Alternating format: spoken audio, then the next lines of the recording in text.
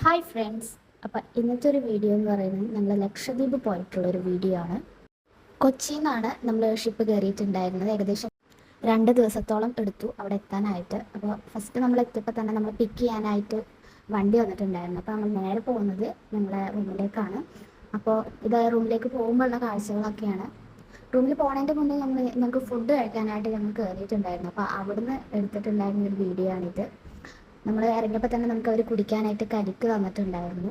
പിന്നെ ഞങ്ങൾ അവിടെയുള്ളൊരു ഹോട്ടലിൽ കയറിയിട്ട് ഫുഡ് കഴിക്കാനായിട്ട് ഇരിക്കുകയാണ്. നല്ല അടിപൊളി ചിക്കൻ ബിരിയാണി ആയിരുന്നു, അച്ചാർ, പപ്പടം, സലാഡ് എല്ലാം ഉണ്ടായിരുന്നു. പിന്നെ നമ്മൾ ജസ്റ്റ് ഒന്ന് നടക്കാനായിട്ട് ഇറങ്ങി. അപ്പോൾ ഇതൊക്കെയാണ് അവിടെയുള്ള വ്യൂ.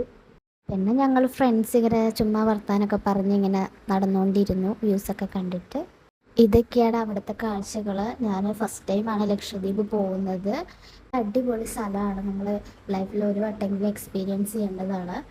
ഇത് നമുക്ക് അവിടെയുള്ള കുട്ടികൾ പിടിച്ച മീനാണ്. അവർ നമുക്ക് വീഡിയോ എടുക്കാൻ വേണ്ടിയിട്ട് ജസ്റ്റ് ഒന്ന് തന്നതാണ്.